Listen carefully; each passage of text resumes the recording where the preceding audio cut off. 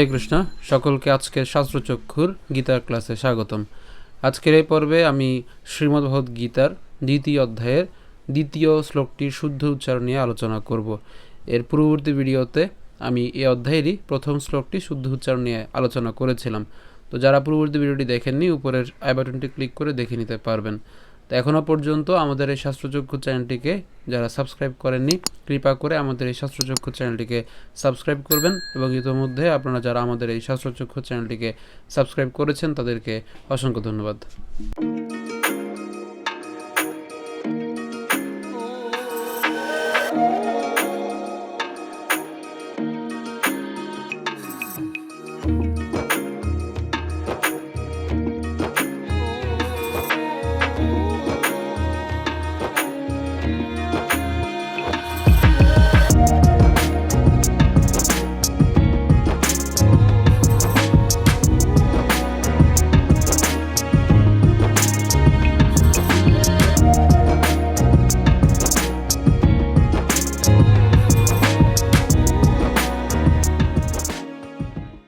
তো আজকের শ্লোকটি হচ্ছে শ্রী ভগবান উবাচ কুতস্ত্বাঃ কস্মলমিদং বিষমে সমুপস্থিতম অনার্য জুষ্টম স্বর্গীয়ম অকীর্তি করম অর্জুন।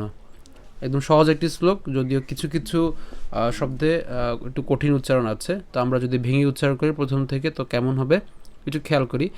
কুতস্ত্বা, এখানে আমরা প্রথমত হচ্ছে এখানে কুতস্ত অর্থাৎ ত পর্যন্ত আছে, আবার তার সাথে কি আছে, একটি ব আছে। আর এই বটি কি আমরা জানি, এই বটি হচ্ছে আমাদের অন্তস্থ ব। আর অন্তস্থ বয়ের উচ্চারণ আমাদের কার মতো হয়, উয়োর মতো হয়, আমরা সেটি জানি প্রথমত থেকেই।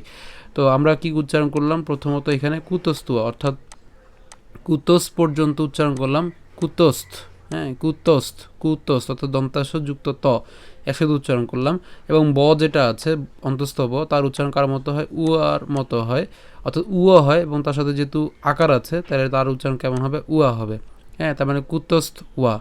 এরপর কস মলমিদং, হ্যাঁ এখানে আমরা যেটা করলাম সেটা হচ্ছে তালব্যস পর্যন্ত উচ্চারণ করলাম, অর্থাৎ কস পর্যন্ত উচ্চারণ করলাম, কস মল। এখন আমি মল পর্যন্ত যদি উচ্চারণ করি তাহলে মিদং উচ্চারিত হবে। আর যদি আমরা কস মলম অর্থাৎ ম পর্যন্ত উচ্চারণ করি তাহলে এখানে যে রসিকার আছে সে রসিকারটা ই হয়ে গিয়ে ইদং হয়ে যাবে। ঠিক আছে, তাহলে তার উচ্চারণটা কেমন হতে পারে, কসমলম ইদং, অথবা উচ্চারণ কেমন হবে, কসমল মিদং। এবার যার যেভাবে আপনাদের সুবিধা হয় সেভাবে উচ্চারণ করতে পারবেন, এটাতে কোনো অসুবিধা নেই। এরপর হচ্ছে বিষমে সম উপস্থিত, আমি কি করলাম এখানে প্রথমত হচ্ছে সম পর্যন্ত উচ্চারণ করেছি। হ্যাঁ সমনা, কিন্তু কেন সমনা, কারণ এটা হচ্ছে আমাদের কি ব, অধীন ব, অধীর্ম। হ্যাঁ কারণ হচ্ছে কি এখানে হর্ষচিহ্ন আছে, স্বাধীন না। যদি স্বাধীন হতো অর্থাৎ ম হসন্ত যদি না থাকতো, অর্থাৎ ময়ের নিচে যদি হসন্ত না থাকতো তখন সেক্ষেত্রে আমরা উচ্চারণ করতাম হচ্ছে সম। বাট এখন যেহেতু ময়ের নিচে হর্ষচিহ্ন আছে সেজন্য এর উচ্চারণ কেমন হবে, সম। এখন এখানে যে রস্যুকারটা আছে এই রস্যুকারটা আমরা যদি রস্যু দিয়ে লিখি তাহলে কি হবে, উপস্থিতম। হ্যাঁ উপস্থিতম, একদম সহজ শ্লোকটি। ঠিক আছে, তাহলে আমরা যদি প্রথম লাইনটা আরেকবার বলি, কুতস্তুয়া কসমলম ইদং অথবা কুতস্তুয়া কসমল মিদং বিষমে সম উপস্থিতম। এরপরের লাইনে আসি, অনার্য।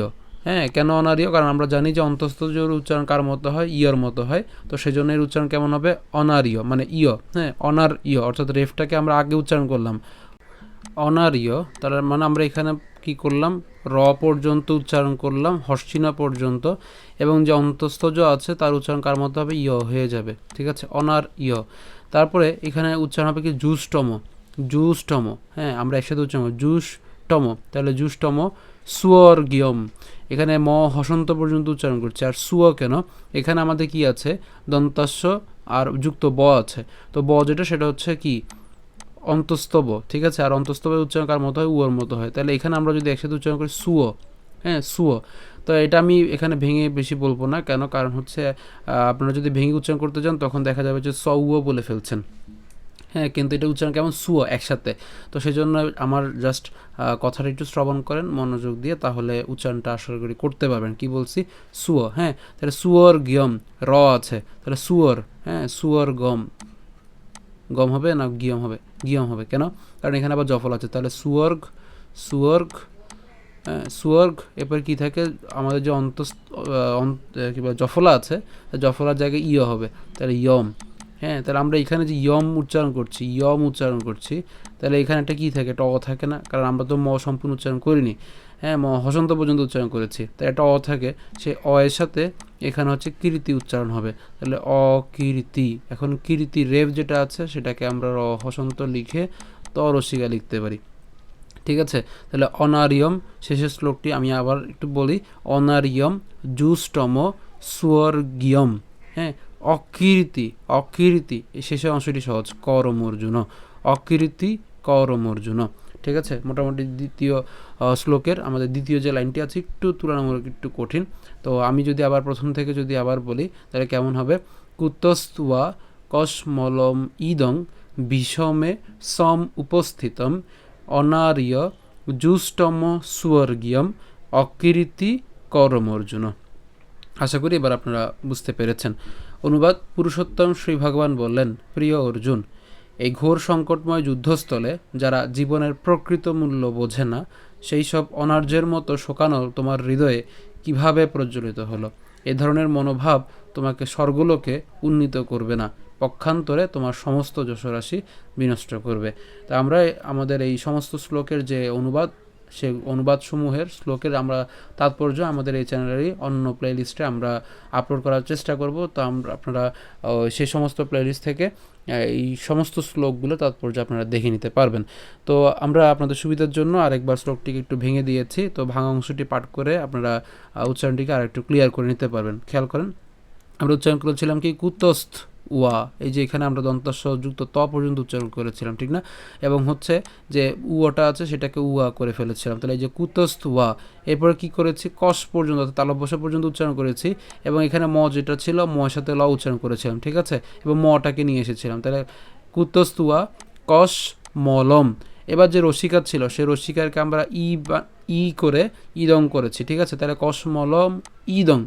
এরপর বিষমে সম উপস্থিতম, তাহলে বিষমে সম, এরপরে কি করেছি, উপস্থিতম, এখানে সম কেন, ওই যে রস্যুকারটা আমরা উচ্চারণ করিনি, তাহলে সম, এরপরে কি আসবে, উপস্থিতম আসবে, ঠিক আছে। এরপরে হচ্ছে অনার্য জুষ্টম, ওই যে আমরা বলেছিলাম স্বর্গীয়ম। হ্যাঁ, আমরা এটা না ভেঙে সরাসরি লিখেছি আপনাদের সুবিধার জন্য, কারণ বেশি এমনিই শ্লোকটি মোটামুটি বেশি ভাঙতে হয়েছে। তো আরও যদি ভাঙি তাহলে দেখা যাবে যে ভাঙতে ভাঙতে হচ্ছে আপনাদের উচ্চারণটি আরও কী হবে, নষ্ট হয়ে যাবে, ঠিক আছে, তো আপনাদের উচ্চারণ আরও অসুবিধা হবে। সো বেশি না ভাঙারে আমি ট্রাই করলাম। তো জুষ্টম স্বর্গীয়ম, এরপর কী হবে, অকীর্তি করম অর্জুন, ঠিক আছে, অকীর্তি করম অর্জুন। তাহলে যদি আমি আরেকবার বলি, কুতস্তুয়া কসমল ইদং বিষমে সম উপস্থিতম অনার্য জুষ্টম স্বর্গীয়ম অকীর্তি করম অর্জুন। তো যদি আমরা যদি শ্লোকটি শুরু করে পাঠ করি তাহলে কেমন হবে, কুতস্তুয়া কসমলম ইদং বিষমে সমুপস্থিতম অনার্য জুষ্টম স্বর্গীয়ম অকীর্তি করম অর্জুন। আমি আবার বলছি, কুতস্তুয়া কসমলম ইদং বিষমে সমুপস্থিতম অনার্য জুষ্টম স্বর্গীয়ম অকীর্তি করম অর্জুন। তো আশা করি ভিডিওটি আপনাদের ভালো লেগেছে। যদি ভিডিওটি ভালো লেগে থাকে অবশ্যই ভিডিওটিতে লাইক দিবেন, বেশি বেশি করে কমেন্ট এবং শেয়ার করবেন। তো এখনও পর্যন্ত আমাদের এই শাস্ত্রচক্ষু চ্যানেলটিকে যারা সাবস্ক্রাইব করেননি, কৃপা করে আমাদের এই শাস্ত্রচক্ষু চ্যানেলটিকে সাবস্ক্রাইব করবেন, এবং ইতিমধ্যে আপনারা যারা আমাদের এই শাস্ত্রচক্ষু চ্যানেলটিকে সাবস্ক্রাইব করেছেন তাদেরকে অসংখ্য ধন্যবাদ। ধন্যবাদ সকলকে। হরে কৃষ্ণ।